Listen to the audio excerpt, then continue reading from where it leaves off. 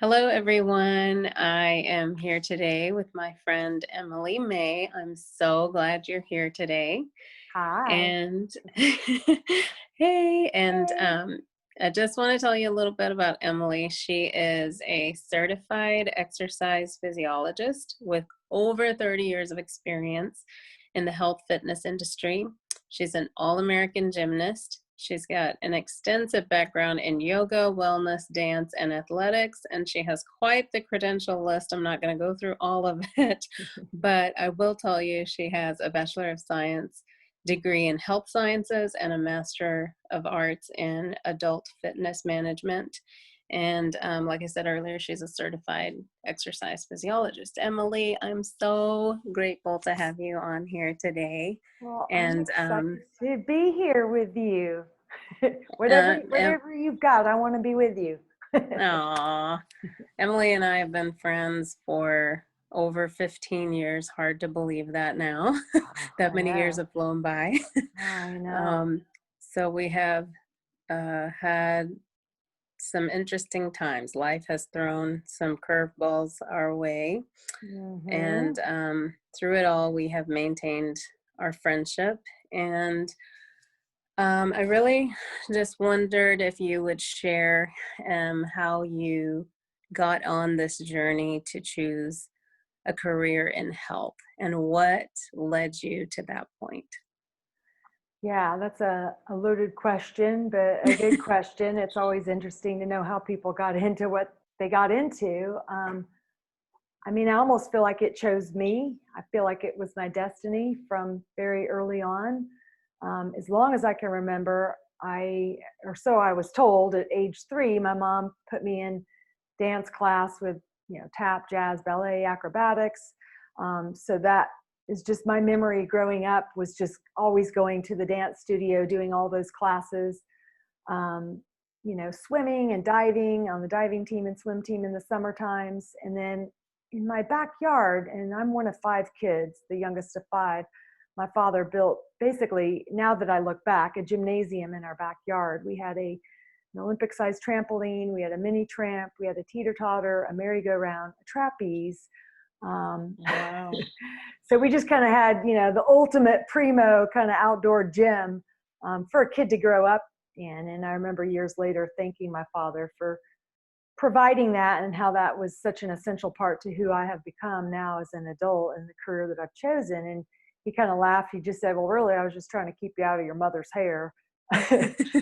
Which it worked. We were just constantly outside playing on all that equipment. But um, just skills and tricks and dance all came to me very easily. And to me, it was always fun. It was just, I never looked at it as exercise. Back then, I wasn't thinking like that. That was like the early 60s.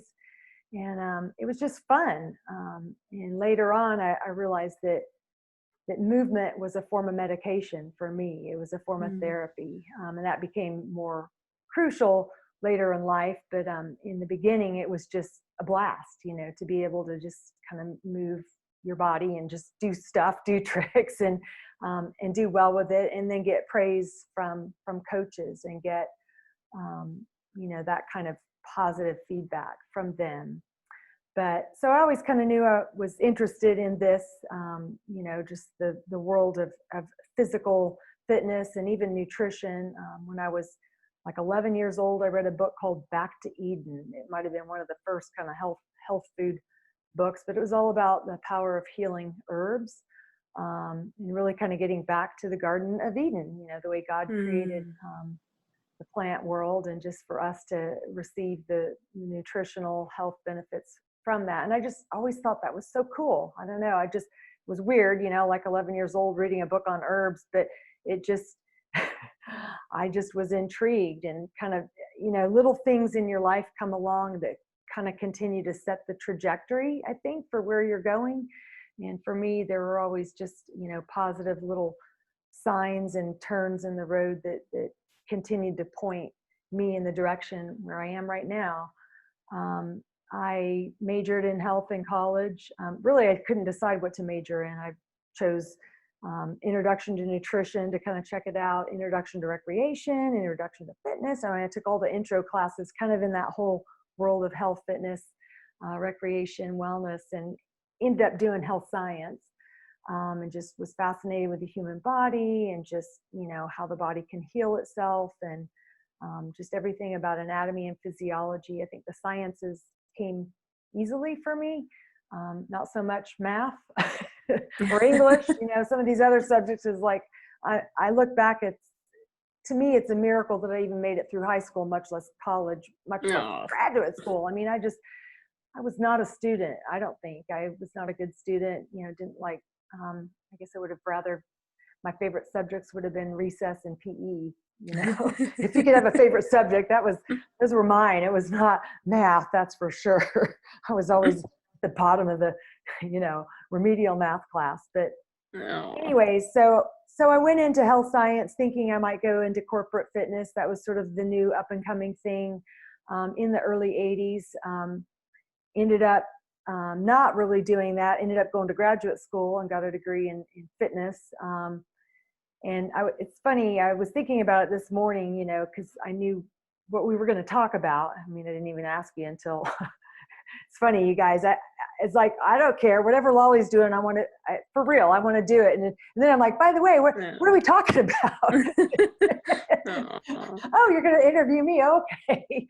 You wanted to know, what set the trajectory. And like I said, there were just lots of little things all along the way. And I mean, to me, those are God moments where he's bringing key people and circumstances into your life to lead you in that direction. But there was a professor when I was in graduate school, and I remember being in the gym, working out, and I loved helping people. I remember just trying to help other people learn how to lift weights and, just different things with health and fitness. And this professor, English professor, came up to me and he said, you ought to charge people for what you do. And I'm like, oh, charge people, but I like it too much. It's fun. I enjoy it. I can't imagine, in my brain, I couldn't imagine like making money at something that you enjoy doing. I don't know why, but maybe other people feel that way too. Maybe I just didn't think it was possible. But at that point in time, nobody was really doing personal training. It was not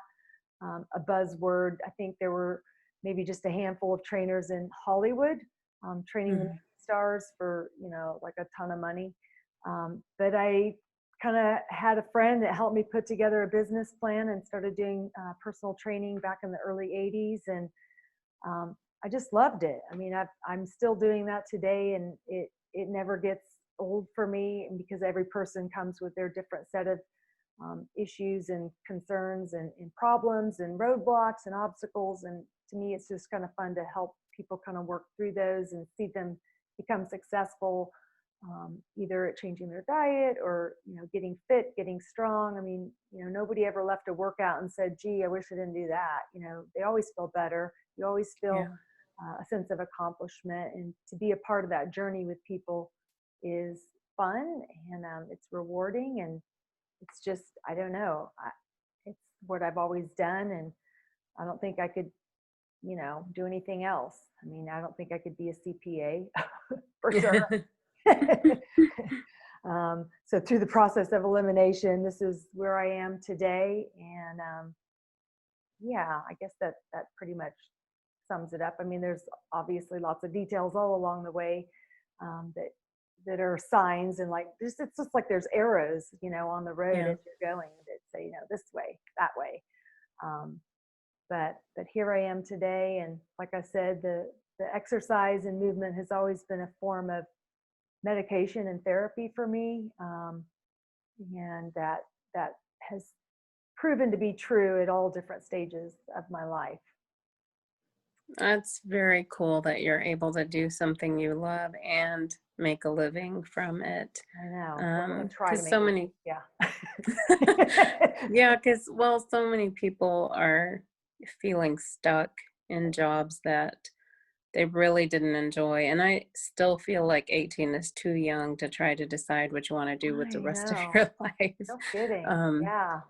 So many people, get degrees, not really knowing what they want to do. And then, it's okay to have a job and make money, but finding your purpose and finding fulfillment in what you do and enjoying the process, that just makes life so much happier and healthier. And Yeah, it so, does.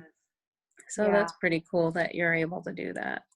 Yeah, I feel pretty blessed that, I have a job that I look forward to doing or going to, every day. It's just like I wake up and it's like, yay, I get to teach class. Yay, I get to, I mean, for the most part, some days I'm tired and, my body is like, but you know, I just can't imagine doing anything else. Certainly I couldn't imagine sitting behind a desk for 40 hours Yeah. a week. No. Yeah. Yeah. Yeah. Um, well, I wanted to ask you this too, because I feel like so many people are struggling, especially with COVID now. I think it's brought a lot to the surface. Hmm. I'm not saying people weren't struggling before, but this pandemic has definitely affected everyone. Yeah. Some are just inconvenienced, some are genuinely suffering, and some are just struggling through the newness of it all and Hmm. how it's affected them. And so Hmm. I wanted to ask you if there's something that you'd like to share that was difficult for you during childhood and now in adulthood, and maybe even especially because of the pandemic, you find yourself walking through that again. Yeah.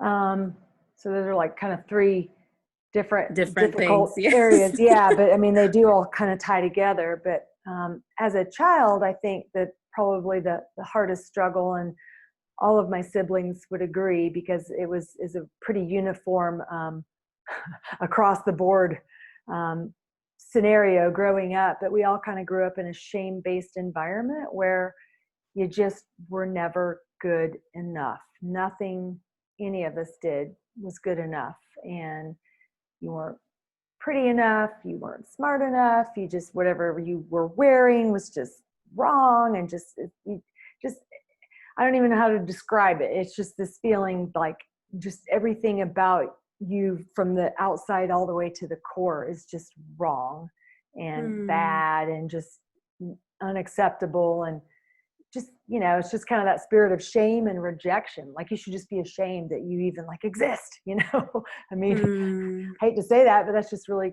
kind of what it felt like. So that, you grow up in an environment like that you don't just like snap out of it, like that. It Yeah. takes years and years of kind of undoing the messages that were given growing up and just realizing that, you do have something to contribute and that you are worthy and that you are okay the way you look and the way that you are,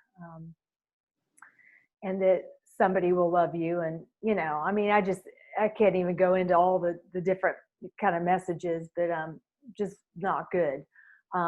So as you can see, so I'm growing up in that sort of environment, and then I'm also discovering this talent of gymnastics. And then you have these coaches that are just patting you on the back and yay, good job, and that's great, and just like you're getting all this praise. It's like, wow, this feels good. This is medication. I never hear this at home.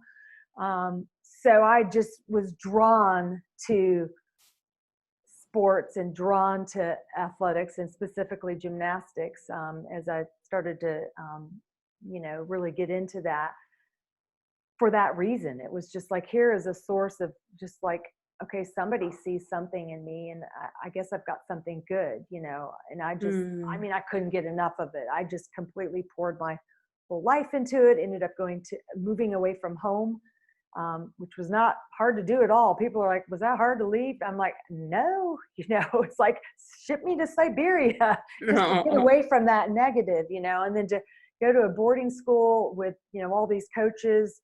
And thankfully for me, with all the in the news now about gymnasts being sexually abused, God was just protecting me, because I look back now and like many of my teammates were by the coaches that I was with, Hmm. that I was never abused. To me, it was just a healthy environment of just praise and accolades, and just, I was just spurred on to do better.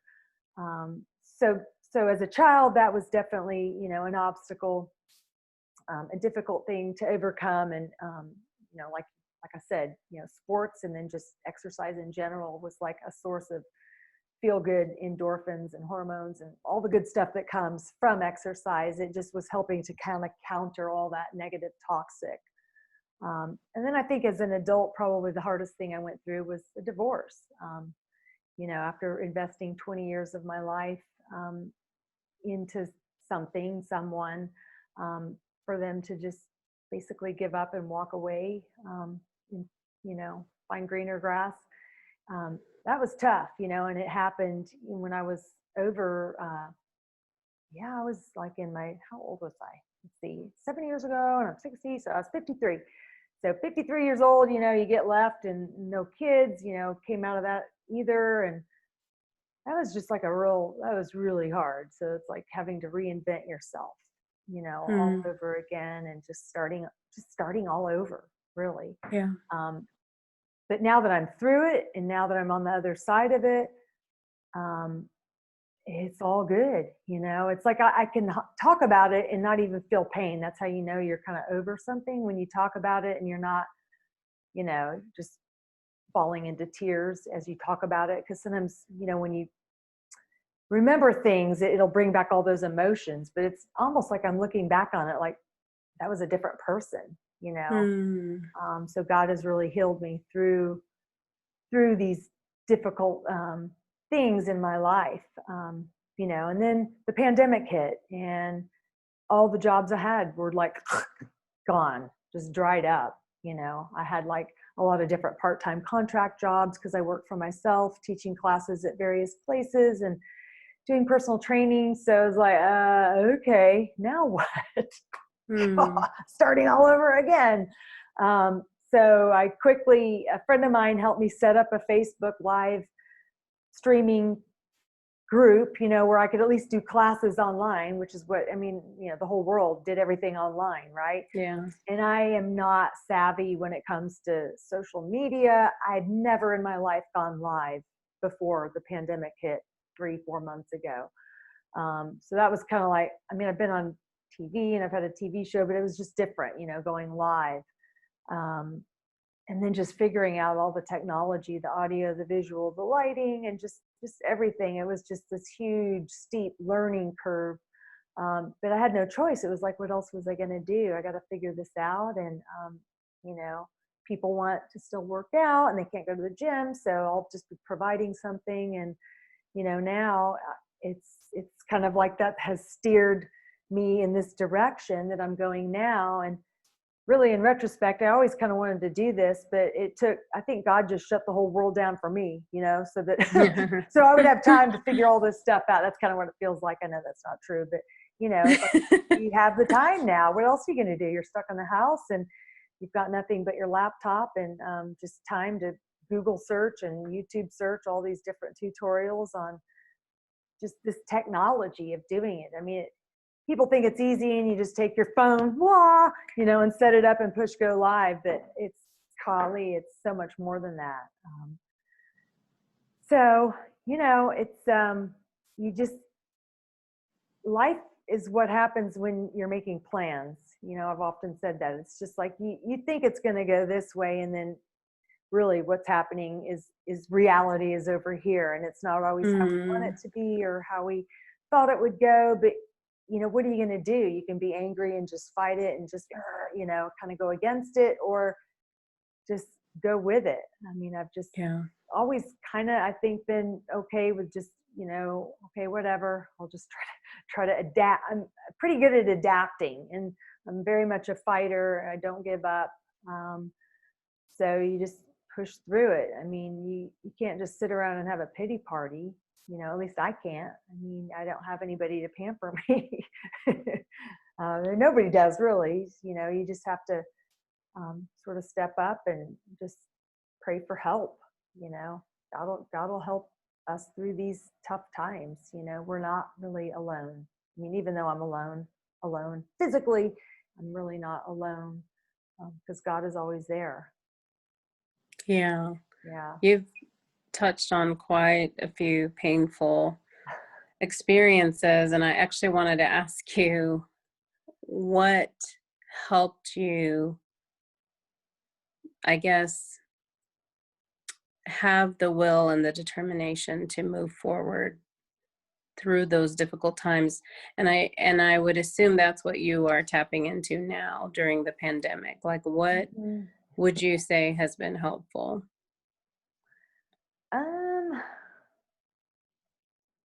I'm not sure. I mean, other than just relying on God, and I've always, like, one of my favorite verses is, all things work together for good for those that love God. And just no matter what happens, as ugly and as wrong as the situation may seem, that somehow God is going to bring good out of this. Somehow this is fertile soil to really grow and get stronger. Those trials and tribulations develop us. And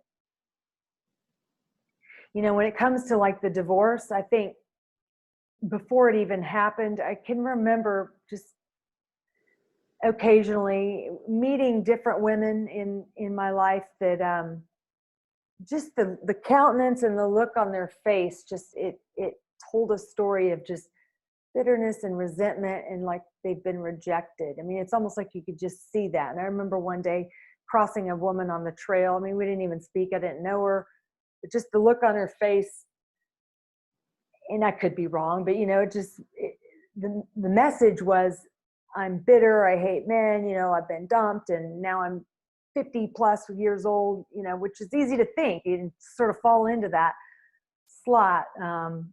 And I just thought, I don't want to be that way. I don't want to be bitter. I don't want to be resentful. Um, you know, I got to just let all that go and move on. I can't change what somebody else did. I can't change the past. All I can do is just move forward now and make the best of it. We've got one life, and I don't want to look back and say, yeah, I spent 20 years just being angry, about Hmm. whatever, because it didn't turn out the way I wanted it to. Darn it. it Yeah. it never turns out the way we want it to. There's always, seems like there's always something. I mean, financially, it's kind of just been a real struggle for 7 years, really. But in a way, it's like, but God's always providing. It's like, I don't even know how. I mean, it's a good thing I don't know math, because I would be freaking out, because mathematically, there's nothing about how I'm even still in this house and have a car and have food, how that's even worked out, because it just doesn't even look like on paper that I should be living under a bridge, it seems like. Hmm. Somehow God just brings people along that, just meet a need at exactly the right time. And just, I just can't tell you how many different times that's happened. So I think I've always been confident that God is my provider. Maybe that's because my father was a good provider, and they say whatever your earthly father was like, that's how you look at your heavenly father. And definitely my earthly father always provided for us well. We were taken care of. So it's like I've never had a hard time trusting God for that. Just even though things look bleak, and like even right now, I mean, my car basically died, and it's just like a ton of money that's just, everything I've worked for is just going out the drain, it looks like. And I finally just this week reached a point where it's like, okay, God, it's not even my money, it's your money, you own it. If you want to see me get ripped off, then you must have some plan. I can't fight to try to get this back anymore. You have to, you see the situation I'm in, and it's, everything I own is yours. Ultimately he owns the cattle, million cattle on the hill, or 1,000, I think it says.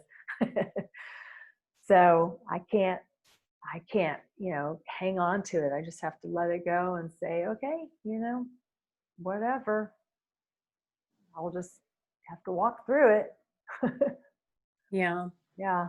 Um, for me, I found that taking deep breaths and remembering scriptures that bring comfort to me, Hmm. positive affirmations, um, beautiful pictures of Yeah. places from all over the world, Yeah. the beach, like imagining that, or just bringing up pictures on our phone, because now everyone can do that easily. Yeah. But I wondered if there was something practically, and I guess I was expecting to hear exercise somewhere in Oh, that there, helped me through it. but Yeah, well, that's but a given. I just didn't know, is there something that you specifically go to? Like, um, I don't know if there's one routine that really helps you. And I'm asking that because I think there may be other people who would benefit from Mhm. hearing what you do, and maybe they would try the same thing. Yeah. Well, I think definitely exercise is a huge part of what helps. I mean, for starters, it is something that you can do for yourself that's going to immediately bring about positive results, not only just physically, but just mentally. I mean, how that translates. I mean, we're spirit, soul, and body. It's all connected. So if you are unhealthy and unfit and tired and sluggish and lethargic and out of shape and overweight and blah, blah, blah, blah, blah, that's going to have an effect on your psychology and just your emotions. And there's a direct connection. So I think partly what I love about just, to me, I look at it as an opportunity every day to just do something to make myself feel good and have this positive sense of accomplishment, and feel good neurotransmitters and hormones just coursing through the bloodstream throughout the day. It sets it off to a good tone. But I'm also real conscientious about what I allow, not only, into my mouth, but just my eyes and my ears and what I listen to. I haven't listened to the news a lot because I know it's all negative. And Yeah.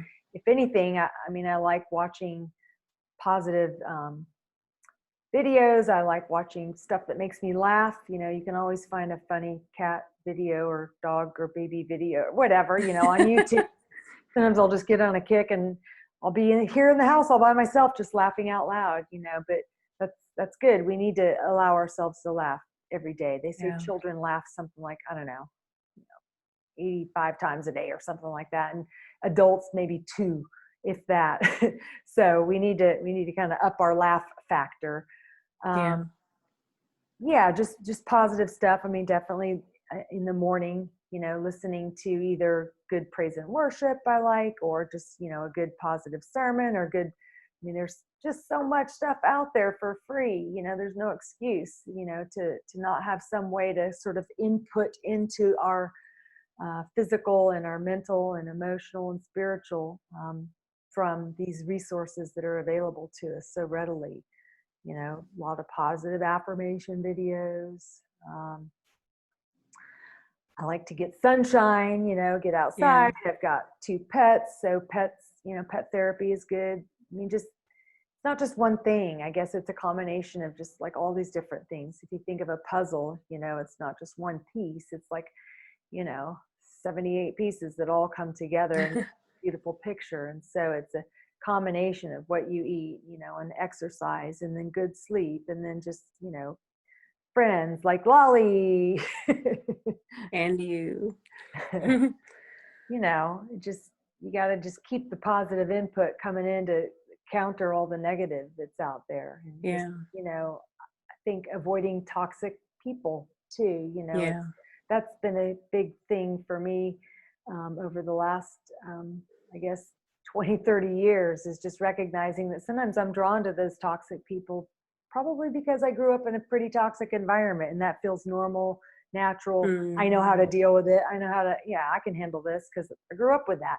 But that doesn't mean it's good to be hanging with those people. They kind of bring you Mhm. down. So I think I would say analyze some of your relationships, and if you spent time with them and afterwards you just feel exhausted and worn out and like relieved that they're gone, you probably might want to reconsider how much time you spend Yeah. with that person, Yeah. and just, guard your heart and guard your emotions by who you're hanging around and listening to. That's such a good point. The people that surround us, and whether they are beneficial, and Uh-huh. if they're not, to reevaluate that, because I've actually been doing that these past 2, 3 weeks. Mm-hmm. have been pretty difficult, and just realizing there are people who um maybe they intend well, I don't know, but it Yeah. just comes across so accusatory, and then I start thinking this is how it always is. Like, Right. regardless of what's occurred, this Uh-huh. person is always accusatory and damaging words and Mm-hmm. hurtful, and ending it with God bless you doesn't take away the sting and Yeah. the Well, pain. it In makes fact, it it makes it confusing. worse. Yeah. You're confused. Then it's like, um, what? You're a Christian? yeah, it's just so that's been actually uh very difficult um, process for me, even recently, so Yeah. recently. Yeah. So I'm glad you mentioned that, because I think there are so many people, we don't, me included, that we don't stop and think, wait a minute, I have a choice in this friendship. Like, and Exactly. I'm not Yeah. being unkind, and I'm not being Mm-mm. um, unchristian like or unsouthern or Mhm. whatever. I am Mhm. genuinely taking care of myself and Exactly. loving myself first so that I can be good to my neighbor. Yeah. And that, I'm the type M that I'm like, till death do us part for every relationship, I friendships, know. and everybody in my life forever. And that's been so difficult for me. And maybe it was even more difficult to go through difficult times in a pandemic. And Mhm. so I'm glad you mentioned that, because I'm sure there are people who are struggling and wrestling with, do I just keep on like nothing's happened, or do Right. I actually stand my ground and say, no, this is it? Like, I'm tired of being pulled down every single time. I Yeah. need someone to be there for me. Right. Maybe you just put limits on it, and you recognize who are the people in your life that really feed into you and uplift you. I mean, isn't that what we are to do as the body of Christ? We should be uplifting one another and speaking positive. But if somebody's always just either self-centered and always talking about themselves, or just always negative and sort of speaking death, it's not good to be around that. Yeah. That's like junk food, for the body. It's junk food for the brain, for the mind, for the Yeah. heart, soul, spirit, all that. I mean, you wouldn't Yeah. just feast on donuts and sugar cookies all day long. So why would you feast on negative, toxic people all day long? Maybe they are a childhood friend, but you feel like, I should, we go way back. I need to just hang in there. But maybe it's just you limit the amount of exposure to them. Yeah. Yeah. Yeah. Yeah. Yeah. Thank you for saying that. I really needed to hear that, and Yeah. I'm sure others needed to hear it too. Yeah. Um, well, if you've uh, been reading my blog, lalijean.com, then you know that this is the Emily with the best arms. And now you get to Oh, see that she has the best I arms know. I can't ever. believe you said that. You And she do. calls me Irish. What do you call me? Irish cream? Yes, she's my Irish cream friend. And then I just found out, because I did ancestry.com, and the majority of me is Irish and Scottish. Yay! So it's a legitimate adjective, I guess you could say. And we need to take a trip. Yeah. Yes, Lord, one day. Yes, Lord. Let's go to Ireland. Yes. Yeah. Well, Emily, thank you so much for being on today. And so I want everyone to be able to follow you and to connect with you on social media. Would you share your website or Facebook, Instagram, whatever you want to share? Yeah.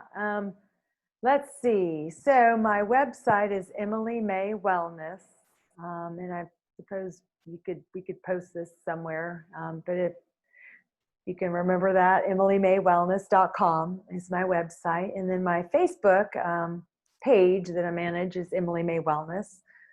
And like Instagram, I can't even remember what it is. And mostly what I post in there is not so much fitnessy stuff, but more positive.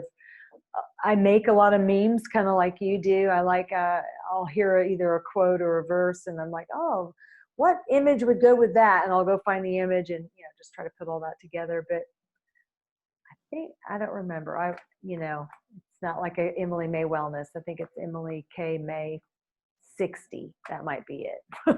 I should have done my homework on myself before I got on this Zoom call. And then, yeah, what other, I don't really, Twitter, I've probably got 3 tweets, over the last 10 years. It's like, it's just so much to keep up with.